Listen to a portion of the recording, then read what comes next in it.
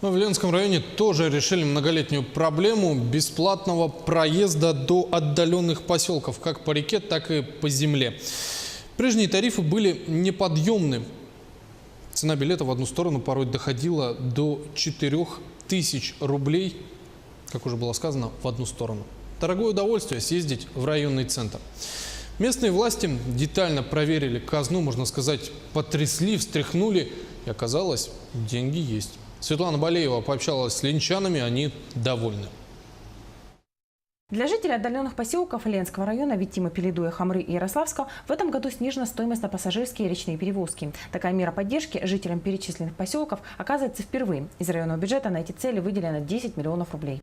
На сегодняшний день 90 рейсов произведено, и порядка 4500 пассажиров воспользовались субсидированными тарифами.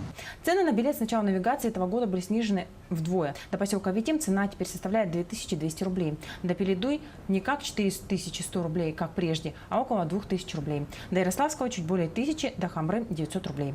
Теплоход ходит ежедневно. В 6:30 утра судно выходит из Витима, прибывает в Ленск в 10 часов утра. В обратную дорогу по Лесе отправляется из Ленска в 15 часов и прибывает в пункт отправки поселка Витим в 7 часов вечера. Пенсионерка Елена Тыщенко очень довольна. Она теперь может чаще ездить в гости к сыну. Сейчас уже второй раз приехала, потому что был бы 4000 билет, естественно, только бы один раз. Я пенсионер, дороговато было для меня. А сейчас 2000 могу себе позволить туда и обратно.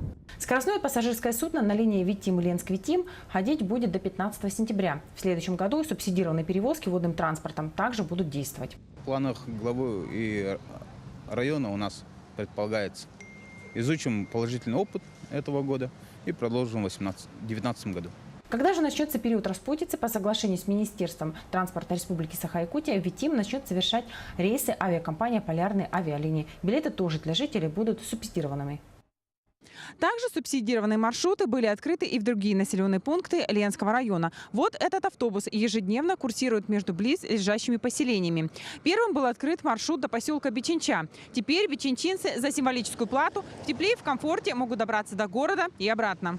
Раньше мы ездили на такси, участники ездили. Участников плата дорогая, а автобус такой дешевый. Да, езжу часто и удобно, и дешево. Утром приезжаю и обратно вот на этом же автобусе еду домой. И вот этим удобно. Автобус ходит 2 раза в неделю, во вторник и четверг. Отходит от поселка Бичинча утром, привозит людей к обеду в город, а вечером собирает пассажиров около центрального рынка в городе и отправляется обратно. По пути делает остановку в селе Новая Мурья. В остальные дни этот же автобус задействован и по другим направлениям. Также с начала лета запущен автобус дачный. Плата действительно символическая. Во все направления она не превышает 300 рублей. Пользуются маршруты популярностью.